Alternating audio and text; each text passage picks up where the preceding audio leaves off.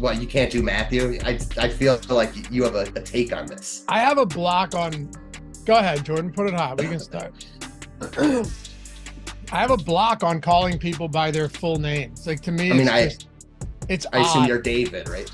Yeah, I'm David, but only my mom calls me David. You know, and like, no, everywhere else is Dave or Laffy, but Laffy, you know, it's Dave usually. So, like Matthew, calling you Matthew, even though that is your birth name, Matt just rolls off the tongue for me a little bit better. I'm glad you're okay with it.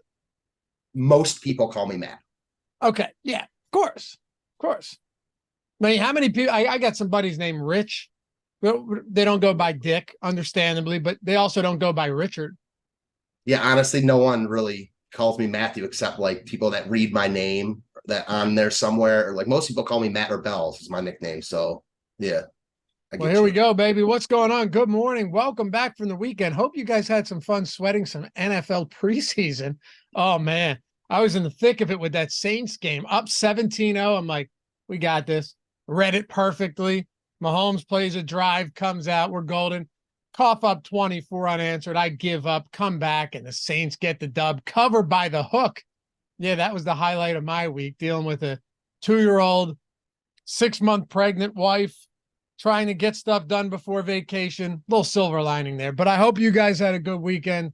We're back. A little 8-game action on an MLB slate. I'm Dave Loughran at Laffy_D on the Twitters, joined by Matt Bellman, maybe Matthew, but we'll go Matt Bellman at Fantasy Tips Man, right? No, Fantasy Tips Matt, I meant. But Fantasy Tips Matt? Yeah. On Twitter. Dude, you've had some, and for those of you who are unfamiliar with Matt, let me make a brief introduction here. He does the show with EMAC every weekend. I believe you did one with Josh, Deeper Dive, last week. So most people probably know who you are. Josh is off today. You've had some monster MLB wins this year. We follow each other on Twitter, and I've seen it blow up on occasion, particularly through the first few months of the MLB. You were on a heater, dude. Yeah, it was really nice. It's been a nice MLB season, especially at the beginning. Trying to capitalize. I got a couple tickets to the DraftKings Baseball World Championship this weekend in San Diego. I was telling Jordan before the show, kind of in limbo if I'm going to be able to go, but either way, I hope to take down $1 million there. And yeah, man, it's been a good year. Had a good NBA year, so kind of transitioned it into MLB and hoping to keep it going to football. It's awesome, man. Do you know what hotel it is? Is it the Hard Rock? Yeah, it's in Coronado. It's like Del Coronado. Okay. The only live qualifier, the only live final I ever qualified for was in San Diego for DraftKings as well. That was back when they were doing, it was like 5 million the first, and then they did this insane thing where it was 2 rounds, and you have to play through 1 round. Then the second round to win the 5 mil was in the actual NFL playoffs, and the points were cumulative. So like however many points you had after week 1 rolled over to week 2. So like you could go into it, the final 10 people, and one of them could have a 50-point lead, which did happen. And he ended up coming in 7th or something. I think that was, how long have you been playing? Do you remember Condia?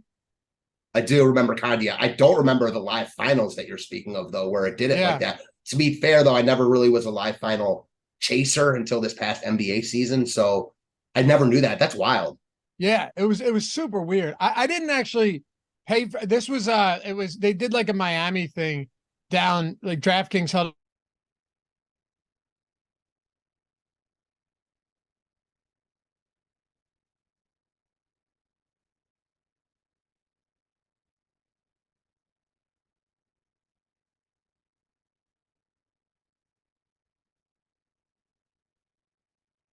Yeah, I can hear you. Hold on, can you hear me? That's I can't now. Zoom just glitched on me. Said my mic wasn't working. All right, we're back. Anyway, let's talk some. I thought it was me, and I was like, "Damn, my first show with Laffy. I'm already like me, not being able to." All right, cool. I'm blaming it on Zoom actually, but happy to have you guys with us. Hit that thumbs up, subscribe to the channel, and leave a comment down below if you're listening or watching. And after the fact, at the very least, we try and read all of them, respond to all of them, and also, if you want to listen in podcast form, maybe you got a long commute to work. Or just doing stuff throughout the day, want to throw your phone in the pocket, turn it off. Apple Podcasts, Spotify, wherever it may be, we got you covered. And of course, leave us a rating, a review, subscribe to the podcast wherever it is you are. That helps us greatly. All right. Let's do it, man. We got 8 games today. There are definitely some good pitchers at the top today, in particularly good matchups as well. We'll break all of this down, but we'll go game by game.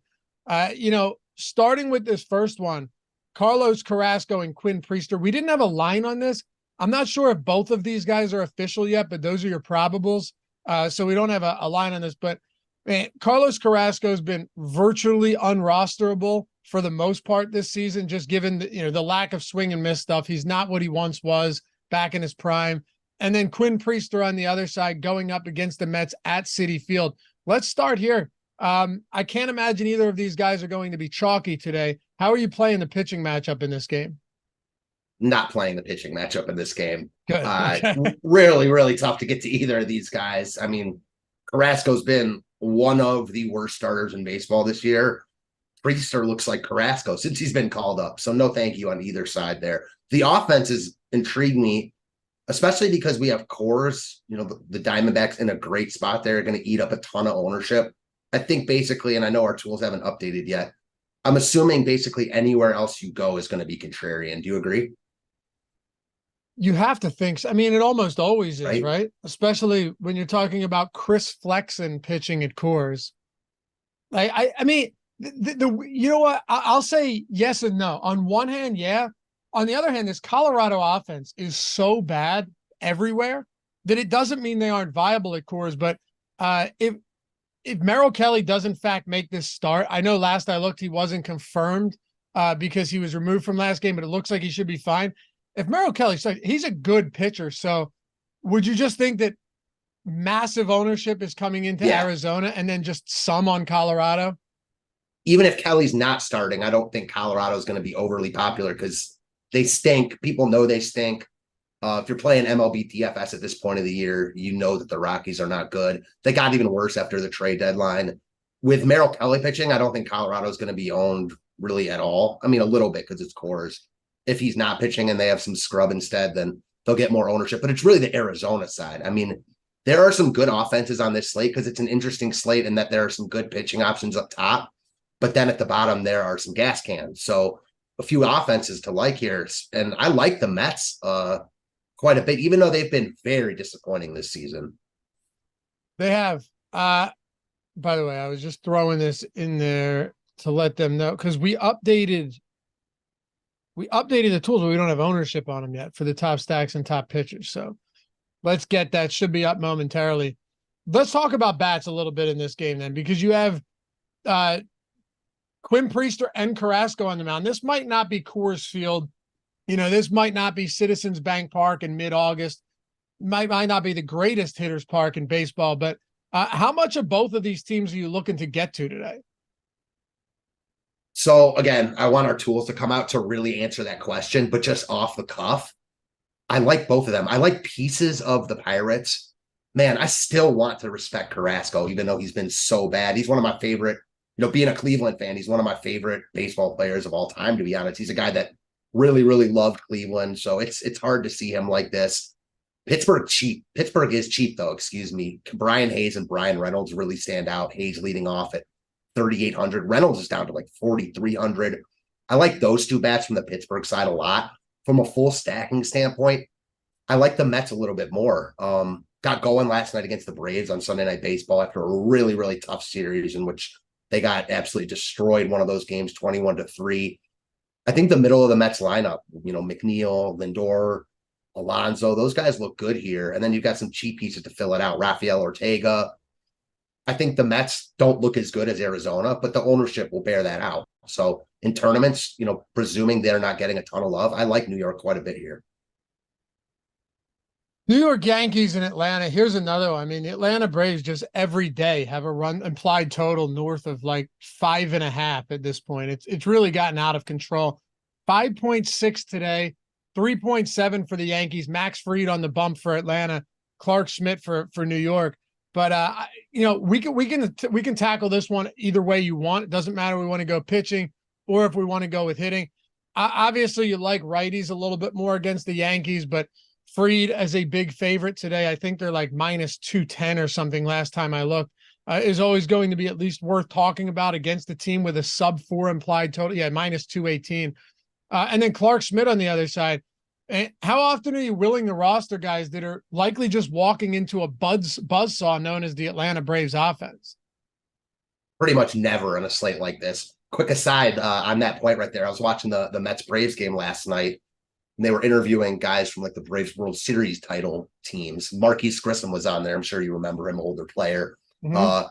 They asked him, it was the K-Rod broadcast, so Michael K and A-Rod, and one of them asked him, who on this Braves lineup, is there one guy that you think could play on your team? He chuckles and he's like, all of them. Oh yeah. Right? I mean, yeah. It was like a stupid question. Silly question. Yeah, it was ridiculous. So this lineup is the best in baseball. It's really, really good. I'm not interested at all in Schmidt. Just a matter of how much Atlanta we want to get. I assume, because it's been like this every day, they're going to be top 3 in top stack percentage, and about the ownership's about half of that. So they're going to look great in tournaments like they do every day. It's just a matter of how you're going to get to them. Now, Miles Mikolas against the A's unlocks a key there where he makes it easier to get there. But you really got to prioritize these guys. The one other really nice thing about them, they're 1 through 4. Acuna, Albies, Riley, Olsen have played every single game this season. Sean V, you are lucky. I love you, man, but you're lucky Josh isn't on the show today. He would eviscerate you for that. Sean said, and I appreciate it, keep it coming. Schmidt, okay, Clark Schmidt, first time pitching in his hometown in his 4-year career. Schmidt has around 50 family and friends coming to the game. He got tickets for them. All right, might be true. Here's my question. Here's my question to you, Matt. When you're trying to factor narratives in, especially from a pitching perspective, where does the added motivation translate into better pitching? Is your command better? Is your control better? Is your velocity higher? Maybe, but what if your velocity's up because you're amped up and the adrenaline's going with family and friends, but you can't command your pitches? And how do you factor something like that in from an analytical standpoint? To me, it's not something I can quantify. You don't. I mean, that's just the simple answer. You don't. I agree. Like, you guys talk about this a lot. You've talked about this for years on your show. It's not that narratives don't exist. It's that they're like impossible to quantify. Right. Especially something like this where, yeah, I mean, all that might be true. And like, if you like him a little bit more because of that, so be it. But the flip side of that is what you just said. Who the hell knows if, because he has 50 family and friends there, he's a little more amped up than he usually is and can't control the zone. This is not an offense where you really want to be overly amped up against. So I take absolutely nothing into that. How much do you take into okay, so let's back up for a second. And I want to see, we may have ownership, although the top stacks and top. It's like the schools are like mid-update, it seems. Right. Yeah, I know. That's what I was trying to figure out here. I think I can just go into the ownership page. There we go. All right. So I'm just going into the ownership page and I'm going to filter by pitcher right now. We don't have it in stacks or top pitchers tool, but we do have it in. Oh yeah. So okay. So that'll be good for now. If you guys want to follow along and your premium subs, you have Stochastic Plus Platinum, go into ownership right now. You can just sort by position. That'll be good enough for the time being until we get that squared away. All right. So yeah, Scherzer, Michaelis, Merrill Kelly, Darvish. Damn, Merrill. That's interesting. I don't see that. There's no way. Also, he is cheap though. Yeah, he is cheap. Also, we have Emerson Hancock, but MLB and all the sports books I saw have Logan Gilbert for Seattle. Everything I see Logan Gilbert. I see Logan Gilbert. Yeah. So we'll see. Play that one by ear. And I don't think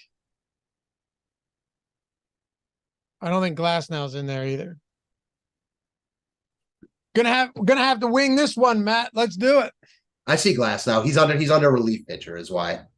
Oh yeah, he's right. Yeah, I am blind. Yeah, he's third. Okay.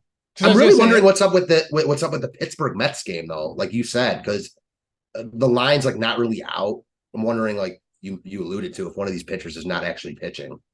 Yeah, it's possible. I think it actually is entirely possible that's the case.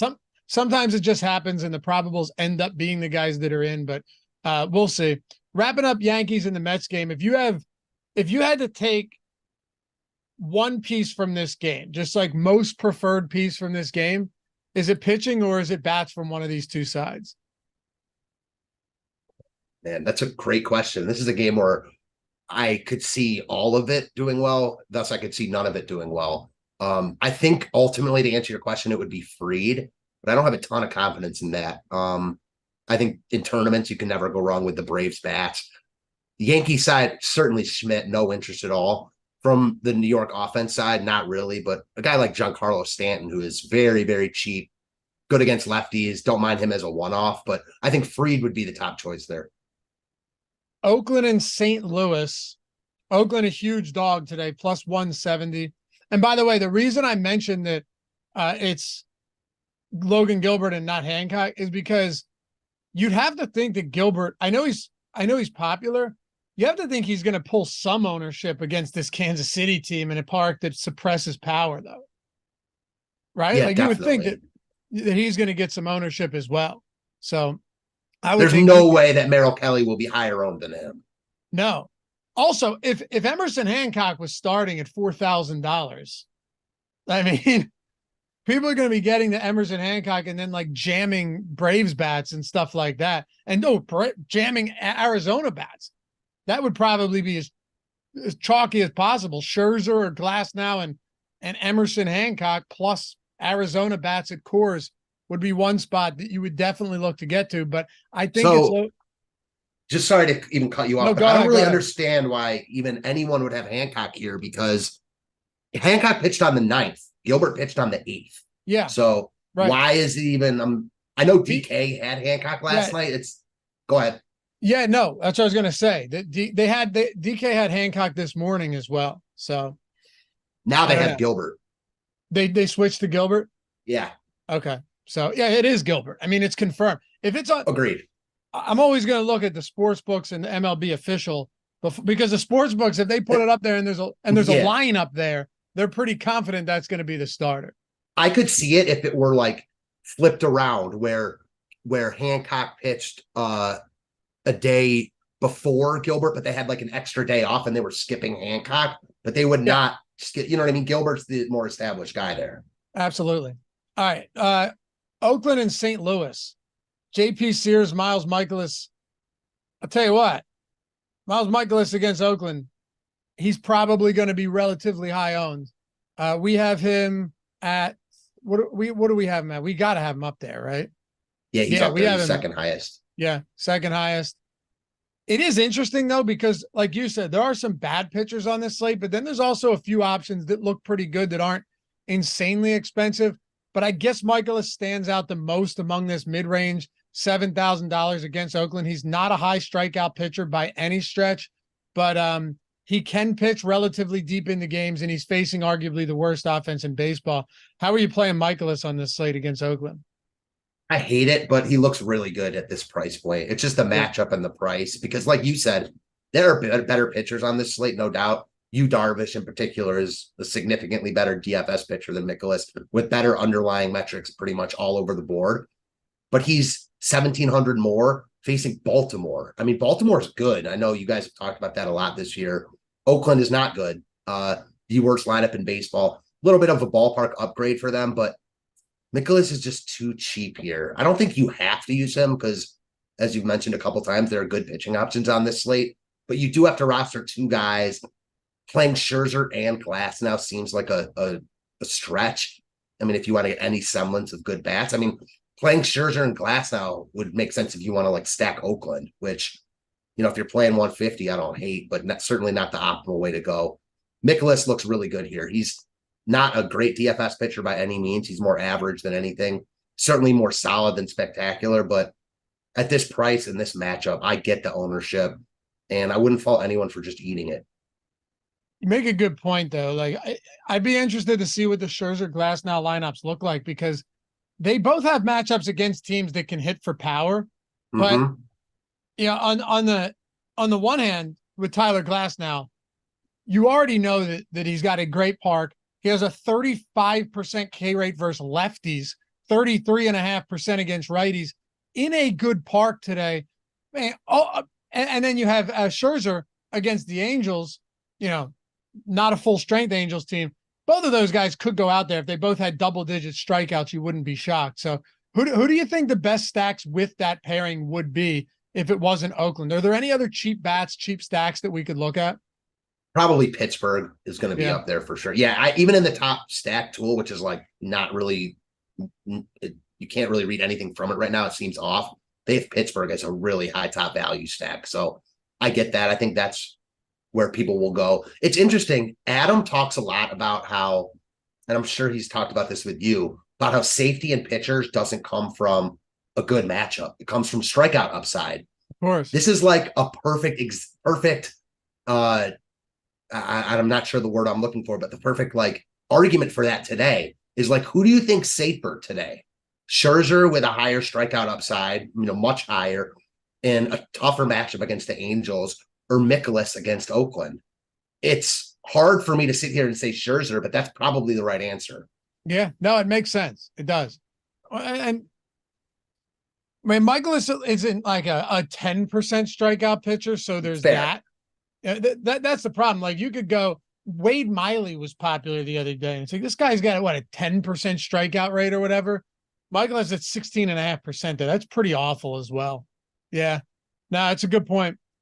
Do you like I mean, go ahead. If you're playing Mikolas here and he gets into a little bit of trouble, like he's going to be hard for him to get out of that trouble without having the strikeout upside. I mean, mid-teen strikeout percentage, as you mentioned, like it's not as safe as I think people want it to be here. And I am worried about that ownership. I know we have him like covered right with Scherzer and Glass now. I could see him being really, really popular in higher dollar, less entry type stuff. Do you think making a pivot to Sears is viable at no ownership at the same price as Mikolas? I only ask because he's got a 22+% strikeout rate. He's not a bad pitcher, but he just has a much, much worse matchup. He's definitely not a bad pitcher. He was probably the main piece that they got back in the Frankie Montas deal last day, who, speaking of which, hasn't even pitched this year. I just hate the spot against St. Louis, especially against lefties. They don't strike out. Their lineup is built, to face left-handed pitching, it seems. So that's not where I would go as a pivot. I think I'd probably lean towards more Grayson Rodriguez if I had to. A little bit cheaper, tougher spot against San Diego. Higher strikeout stuff, better stuff overall than Mikolas. So that's probably where my pivot would be.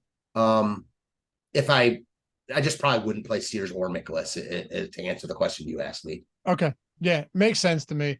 How about St. Louis bats then against Sears? Because like we both said, he's not a bad pitcher. Sure, he gets to pitch in Oakland, which is helpful. The one thing about Sears is he's not bad. He's not great. He's a 505 xFIP, 1.79 home runs per 9 on the season. So he does give up power. I just meant from a strikeout perspective, you could certainly do worse than him, but he had a 226 X ISO against righties today. That's slightly problematic against the St. Louis Cardinals. Really, really hard for me to want to prioritize them here, though, with their best bats, Goldschmidt and Arenado, in the same price range as Matt Olson, Pete Alonso. Sure. I mean, are you prioritizing St. Louis over the Braves or the Mets? I don't think I am. I don't think it's like out of the realm there. I think both, all those three are probably comparable. But then you also have like Christian Walker. It's hard for me to sit here and say I'm going to prioritize St. Louis. That being said, I don't hate the idea of using a one-off or two. They have power. Sears can give up power. I would more be looking at that than a full stack. Tommy Edman, depending on where he's sitting in the lineup, has crushed lefties all year. He homered twice yesterday, the day before, whenever they played. So, yeah, I mean, he's hot right now, and he might be, hitting towards the top of the lineup. So he's a guy I'd look at. Other than that, not really. Do you have any interest in the Oakland bats? You had mentioned it. Maybe if you went with an elevated pitcher pairing, it would be viable. And yes, Clayton Nescu, slightly problematic, is being very generous. I agree. Any interest at all in Oakland, or you want to move on to this Angels-Texas game? I think we can move on. I think the point for Oakland is just that Mikolas is getting a lot of love, and he's not great. This is a spot in MLB I actually love attacking. Pitchers that are only really getting love because of their price point, not because of their talent level. The problem is Oakland is just so bad. It's really hard to see it's really hard to see a slate here where like they are winning the slate with multiple home runs. Got Arizona, the other offenses we talked about. I guess I wouldn't mind using them as one-offs if you're not using Mikolas, but I think I'm team Mikolas tonight. Angels and Texas. All right, here it gets interesting now because you got Patrick Sandoval on the Angel side of this game.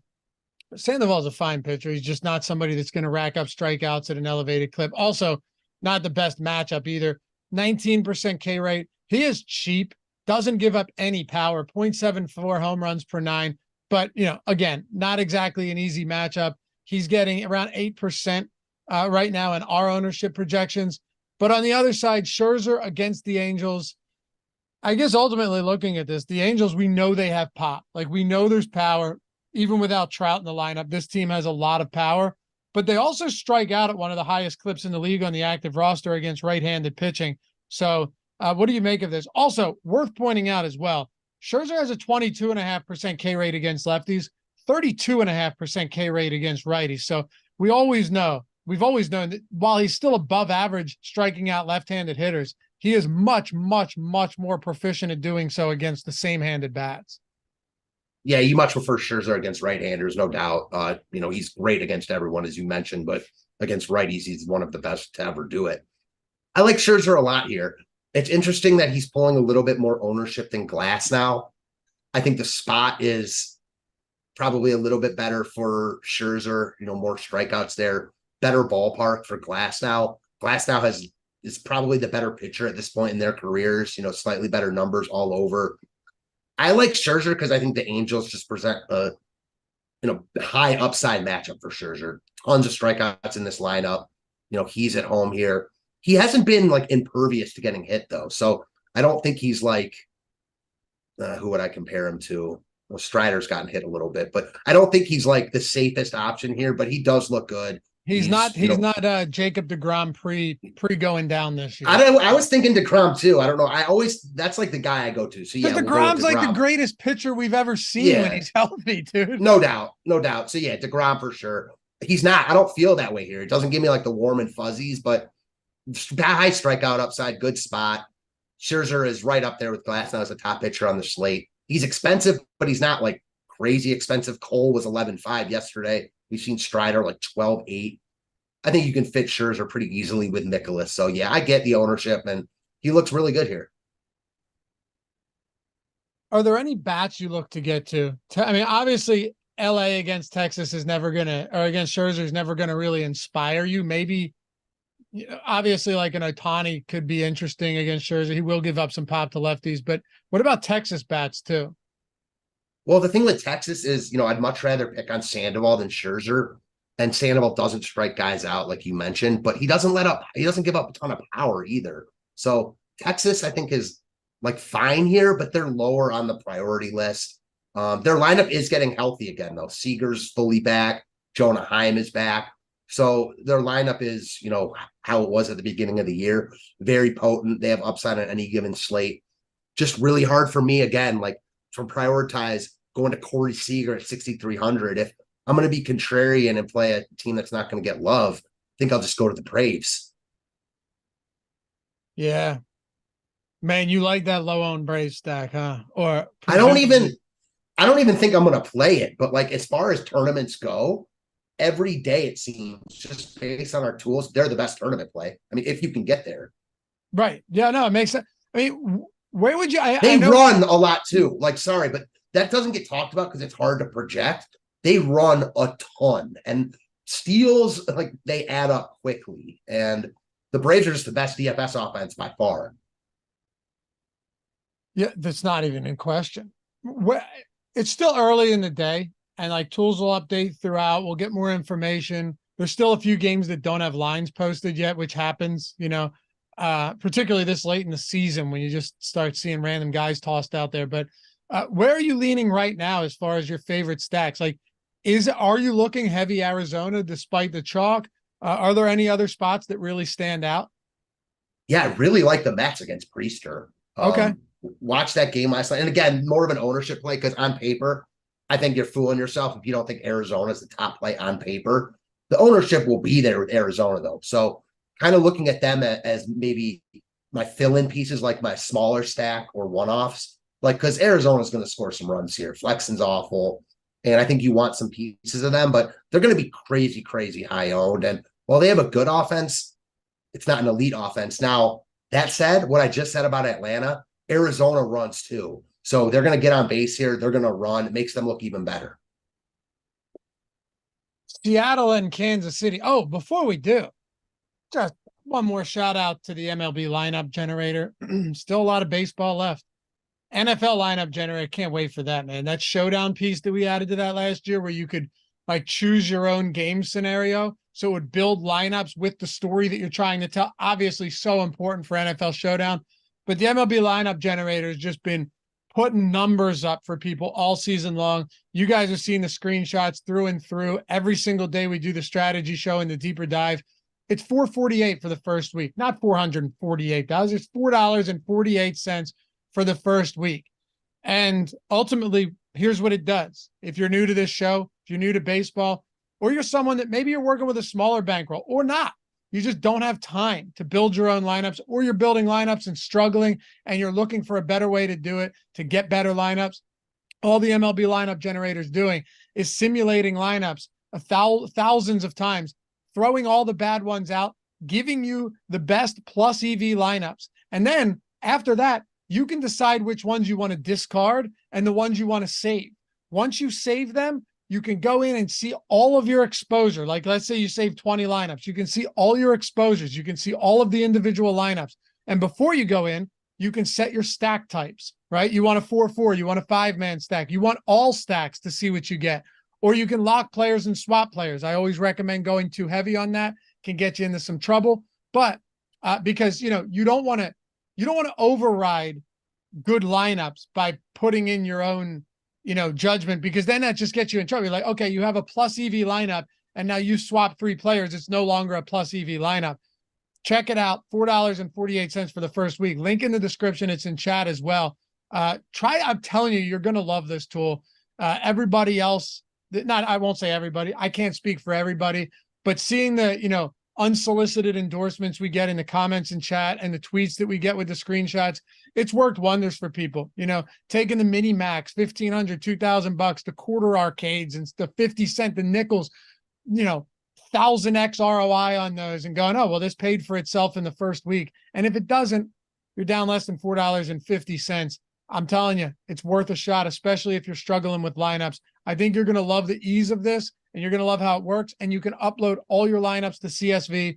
You can also use it on your phone as well, optimized for mobile. So lineup generator, less than $4.50 for the first week. Link in the description and in chat to that tool. All right, Seattle and Kansas City. So it is Logan Gilbert. I mean, this is an interesting spot, man. The Kansas City Royals are a bad offense. One of the worst teams in baseball right now. And you've got Logan Gilbert, who's not Matt, he's not an elite Tyler Glasnow style strikeout pitcher, but he's still 25% K rate on the season. Kauffman Stadium does suppress power, particularly home runs. What do you make of him today against this Kansas City team that's top 10 in strikeout rate on the season? He's on that he's on that next level below like the top guys, right? Like he's right in that second tier. He's priced like that though, is my biggest issue. He's not too expensive, but he's certainly not cheap at 9,700. I like him here, no doubt about it. I have no interest in going to Kansas City bats against him, but do I like him more than Scherzer and or Glasnow? I'm not sure yet. I kind of want to see where the tools show them, and it's still really early in the day, but he's in the mix there. I mean, he looks like one of the best pitchers on the slate. I like him more. We didn't really talk about Max Fried, but I like him a little bit more than Fried, really only because of Fried's limited pitch count. I think they're similar here. Better matchup for Gilbert. I actually think Fried's a slightly better pitcher, but Gilbert's in play for me. Certainly not a lock. What's the total on this Kansas City Royals team today? Okay, 3.8. 3.8 run. Arizona's at 7.5. Wow. That's amazing. Yeah. That's crazy. Yankees 3.7, Giants 3.8, Royals 3.8, Angels against Scherzer 3.8, Oakland 3.8. That's 5 teams on this slate with 3.8 or lower run totals. And then you've got like Arizona and Atlanta and the Cardinals in Texas all north of 5. It is an interesting one for sure. Do you have? I was just going to ask you, and I don't know how much you've looked into this. I really struggle with like Gilbert versus Darvish. I like the spot better for Gilbert. I like Darvish a little bit better as a pitcher, and I like that Darvish is less expensive. I think that's where, I really need my decision point will be. Do you have a strong take either way there? How much do you think ownership plays into this? I mean, I wouldn't think that they're that far off as far as ownership goes, Same. right? I think they're both probably like in the 20% range. Neither is going to be overly popular, but they'll both get a little bit of love. I mean, I probably take the savings on Darvish. What is it? $1,000 discount there? $1,000, which is, they're very comparable pitchers. I probably take the savings too. Yeah. The only difference is that Darvish has a far more difficult matchup. No doubt about that. The Kansas City does have some power, but they're also going to strike out at a high clip. They've been better recently. For the first couple months of the season, they were just dreadful, and they're not good now. They've been better recently. They're still nowhere. Baltimore has the second best record in baseball, best record in the American League. It's crazy what they're doing. It's amazing. The only other thing, though, is Kansas City does not walk, and Logan Gilbert has a 4% K rate. So Kansas City has the lowest walk rate in the league on their active roster versus right-handed pitching. It's 6%, 23.5% K rate. There is something about this where you go, maybe Logan Gilbert just works highly efficiently in a spot like this. And his home ballpark is great for pitching, and he's going to another ballpark great for pitching. So I think that, landing on Gilbert makes sense here. He's not a lock with the other options around him, but certainly looks good here. Side note, I have to ask you, because I've been thinking about it all show. Where's James Harden playing next year? You saw that stuff he said about Daryl Morey? I did. What was his agenda? Wild. Couldn't believe that. Where's he playing next year? Not Philly. I don't know. It's crazy, man. First Ben Simmons, then James Harden. It's not looking great these days, but I honestly don't know. Clippers, they talked about that. I don't know why you'd want to go back to Houston. I know there's a lot of rumors about that, but I just don't. It seems odd.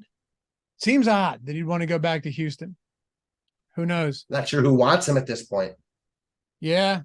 I want to know what he's talking about with Daryl Morey. If he's going to be that vocal and outspoken about something, like, tell us what you're talking. Has he dive in? Has he shed light on that yet, or did he just kind of? Yeah. That's what I don't like. What's that? Did you see it or just read about it? Like him say that? No, I saw the video of him standing. I don't know where was he? China. Is that what it was? Yeah, he has like a basketball camp in China. He was there for it. And that's where he decided to say all that? Yeah, I don't get it at all. I need some context. I'm with you. Weird. Hey, chat's talking a little bit about Brady Singer. By the way, can we hit that thumbs up, guys? Take a single second. Show a little love here and atone for your sins on a Monday morning. We're at 68 likes. I think it's more than doable over the next 3 games that we hit 100 here and start the week off on the right foot. Appreciate you in advance. Just takes a second. But Brady Singer, 19.5% K rate on the season. Seattle does have strikeouts in the lineup. There's that. Not a power friendly ballpark. Seattle, 3rd highest K rate in the league versus righties, behind only Minnesota and Colorado. Any interest in Brady Singer today, Matt? I do have a little interest in Singer. Not a lot, but especially as a pivot off of Mikolas. Like, Singer's more expensive, but he's certainly the better DFS pitcher. I hate to be this guy, but if you look at Singer's game log, like, he's pitching well right now. He's not a guy that you trust and, could turn on any given start, but he's in good form right now. This is a guy that has always had talent, first round pick years ago. I don't hate Singer here because I view Seattle and Minnesota in the same vein where, like, they strike out so much. They also have power where, it's risky because they have good hitters in their lineup. They just strike out a ton. No JP Crawford still leading off for Seattle. I get the Singer play. I don't have like huge endorsements for him, but I don't think he's a bad look at all. I wish he were a little bit cheaper, but I mean, you could say that about anyone. I don't think he's the worst play out there either. I really don't. Seattle has a 4.4 run implied total. That's not massive, 4.4 runs. It's not crazy. So makes sense. Do you like any bats from either side? All right, our Kansas top City bats are stack tool and difficult to stuff get. updated. Yeah, Yeah, Kansas. the tool's just updated. Okay, Sorry, cool. go ahead. Cool. No, I was saying Kansas City against Logan Gilbert. That's a tough spot to get to. But what about Seattle against Singer? I think the case can be made for Seattle. I mean, right now our top stack tool has them third overall. There's no way. There's no way. Unless the weather. Have you checked the weather at all? No, but I will. Because that's really sticking out that Seattle is so 73 degrees. Nothing crazy. No, to be honest, I think Seattle makes sense because what I talked about, they have a ton of power. But on this slate in particular, I'd be more interested in getting the Singer. There's just offenses I like much more than Seattle here. Tough ballpark. Not for me. Okay. Arizona, Colorado. Here we go. All right. Diamondbacks, Colorado Rockies. The Diamondbacks have a gargantuan implied total right now. Just through the roof, 7.5. I want to just update to see if we have any lines. Sometimes, like in the middle of a show, we'll get the starting pitcher, we'll get the probables, and then all right. So we just have the money line. Arizona minus 230. We don't have a total yet. So we'll see. I mean, here's the good thing, Matt. We don't need one. Like we know, assuming that Merrill Kelly is starting, we know what we're doing here. Chris Flexen, Arizona is going to be mega chalk, and for good reason. They have a 19% top stack probability in the top stack tool right now, which is amazing considering it's a decent sized slate. They don't have a terribly low value score either. They're going to be popular, but what do we make of them today against outside of the obvious? You know what I mean? Like, yes, they're obviously a great stack against Chris Flexen in Coors Field, but how do you play something like this? I'm curious if the top stack tool numbers are fully correct right now because seeing the Mets against Priester like lower than the Angels against Scherzer is really throwing me off. That said, that's kind of irrelevant to what you asked me. Arizona looks elite here. As far as their value goes, they have some expensive guys up top. Corbin Carroll, Ketel Marte, Christian Walker are all expensive. But then like Tommy Pham is cheap. If Gabriel Moreno's back today, so he's really cheap. They designated Christian Walker for assignment. I think there are ways you can get a little bit different and weird with Arizona. That said, they're all going to get love. So you got to know that going in. Like ownership in baseball isn't like it is in basketball where like you have these guys that are really, really popular because it's so projectable. But Arizona's going to be up there today. They look great. They're facing like the worst, but even they're facing a pitcher probably worse than Carrasco and Quinn Priester in Coors. Their lineup is affordable-ish. They look elite here. I struggle to make a case to say like fade them. The only case to fade them is ownership, but I think I'm more likely to, full stack another team and play some smaller Arizona stacks. Just hard for me to envision a scenario where they don't do anything in this spot. All that said, it is baseball, so who the hell knows? Yeah, we've seen Coors Field fail us on many occasions, but it's still tough not to want to get here. Chris Flexen on the season, he's thrown 55 and 2/3 innings, 2.75 home runs per 9, 5.49 xFIP, 14.6% strikeout rate, 4% K minus BB rate. And then you go and you look at him versus lefties and righties, 423 x WOBA versus righties, 270 x ISO, 357 x WOBA versus lefties, 147 x ISO. So he has, less expected power against lefties. He's still giving up a ton of actual power, but yeah, it's going to be very difficult to get away from this one. Unless like maybe you go one-offs instead of the full 5-man stack to get different there. Would you have interest in playing Merrill Kelly today against the Rockies at Coors? Assuming he's I would if he weren't already popular. I think it's a great way to be contrarian if he were contrarian. It doesn't seem like he's going to be right now. I don't see people do not like taking pictures in Coors. Merrill Kelly's good, but he doesn't have the reputation of being like a true ace or people like will go to. I mean, last slate he faced the Dodgers at home. I used him actually a little bit. He was like 3% owned. So I just don't see him getting love in Colorado here. And if if the projections change and he comes in lower owned, I have a ton of interest there as like a way to get different. That would be a guy I'd use, in stacked Arizona. Yeah. Man, God. All right. Well, then what about Colorado bats? We got to cover that. No stone unturned when it comes to Coors Field. Any Colorado bats intrigue you at all? I've never seen a team in Coors so low on our top stack tool. They're third from the bottom. I don't know if I've ever seen that. This lineup stinks. Profar got hurt yesterday. Make their lineup even worse. Kelly is good. No, I mean, the only case is that they're in Coors, but Coors isn't the moon. Like, you still have to be semi-decent at baseball to put up runs. And while anything can happen, I'm not putting my money on the Rockies here. And we don't have a confirmed starter yet, just for those of you guys wondering. It's Kelly's spot in the rotation. It's Kelly's spot. They said he just left with cramps, so I would assume that he's good. Yep. Makes sense. You would think he's fine. Baltimore and San Diego. Oh, one more thing before we close these final two games out. I mentioned this on Twitter the other day that Drafters is doing these flash things. Did you do best ball? I'm not a best ball bro, no. Oh, man. No. I'm not a best ball bro. That's a whole different world, okay?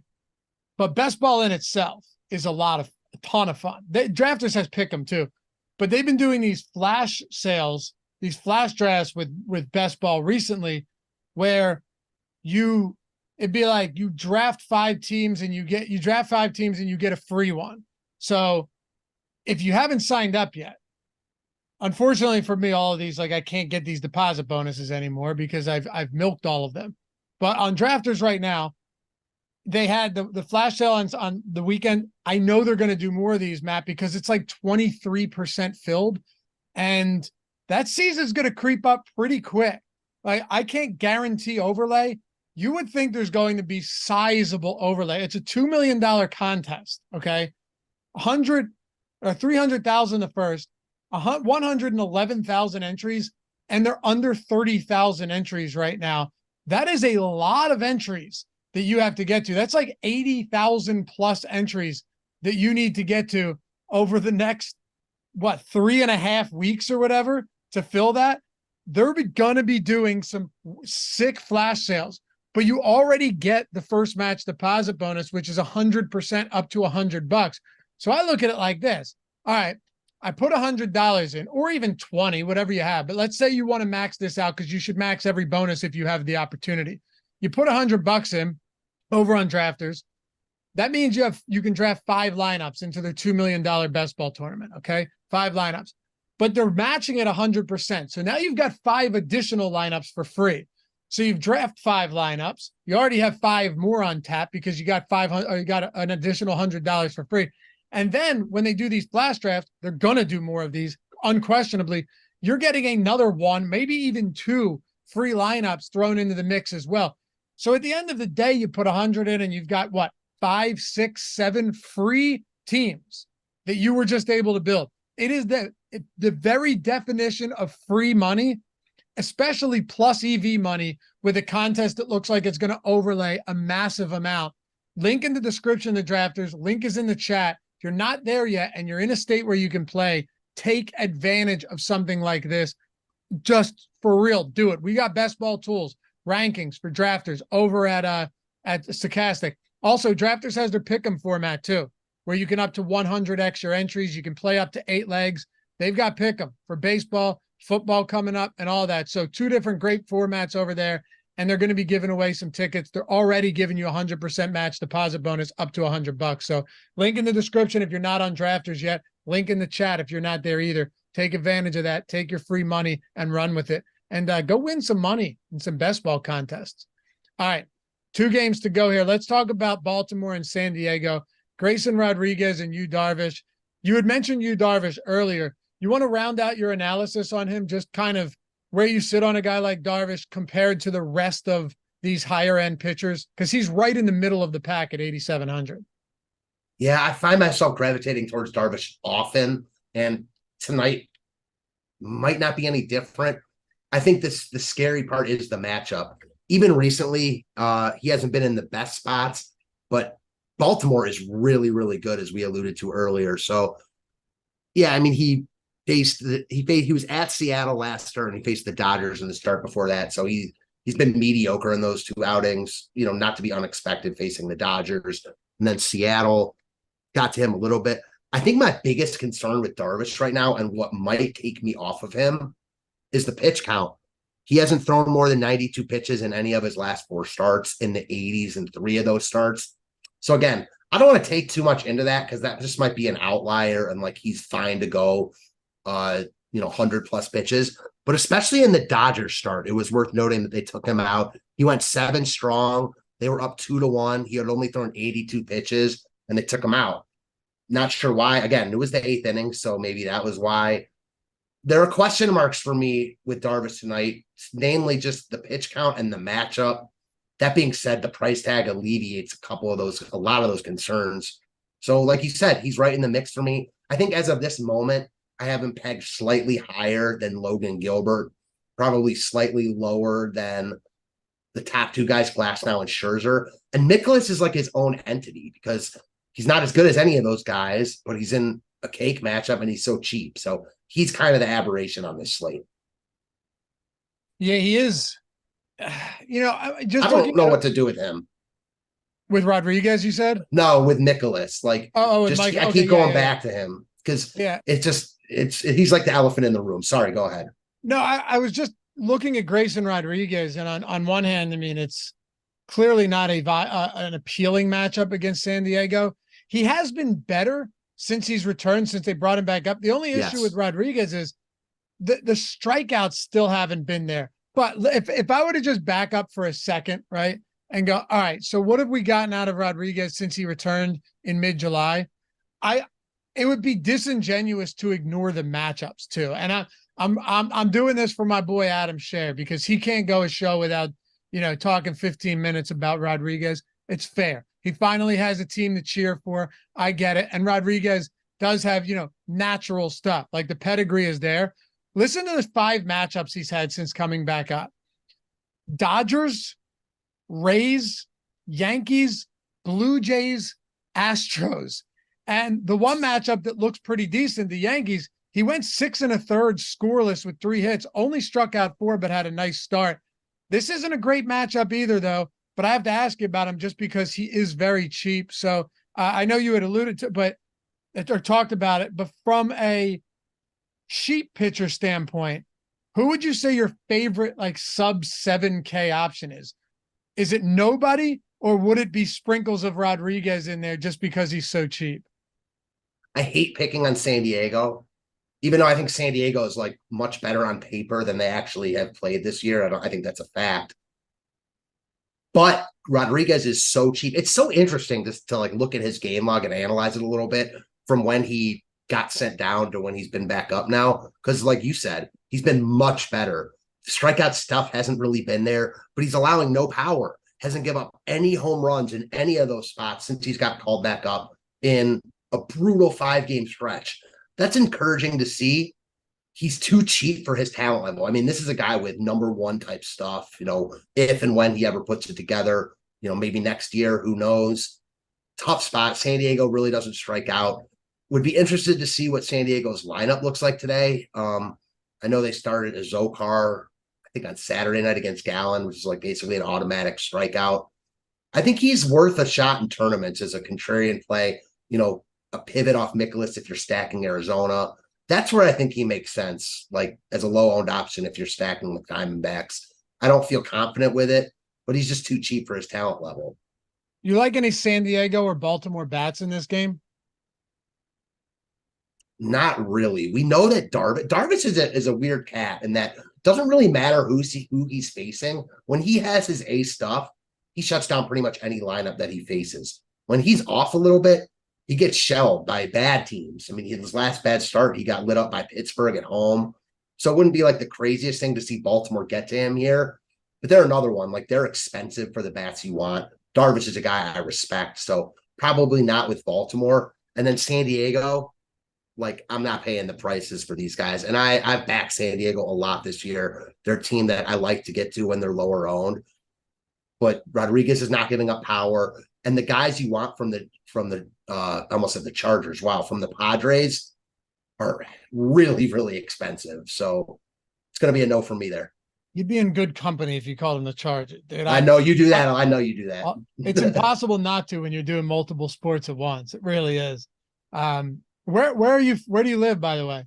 Like, what state are you in? I'm in Ohio. What's your address?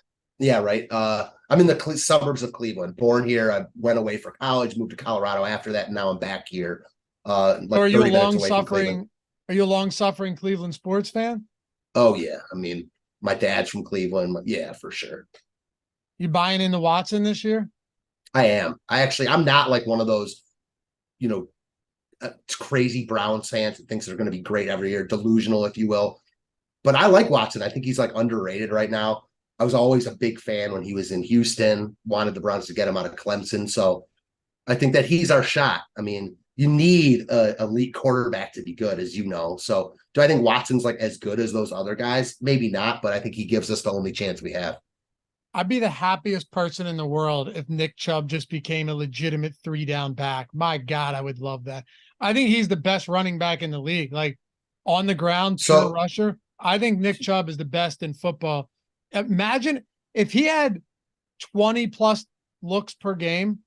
You're talking about, as elite as it gets for Nick Chubb. I agree, but I will say, and this is just what I'm hearing from people I've talked to here, is the ball is going to be in Watson's hands a lot, especially early in the year. They're really, really going to try to save Chubb and not like overuse him. Again, who knows if that's going to happen or if that's just hearsay. They don't even want to do that. But I've heard a lot of like rumors and rumblings that their offense they couldn't do anything last year, and now it's really going to be opened up. Interesting. I'm still not buying into Nick Chubb not getting a lot of work, though. I mean, he'll get a lot of work. It's just like, I think they're going to try. They don't have Kareem Hunt behind him now, so I'm not sure exactly how it's going to play out. I still love Chubb, though.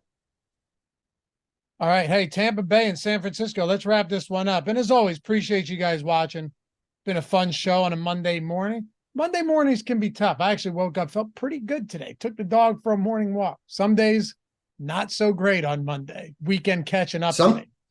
I'll say sometimes I'll be doing shows, and obviously I haven't done nearly as many as you, and it'll seem like the time's going slow. Can't believe it's already 11. So that speaks to you, my man.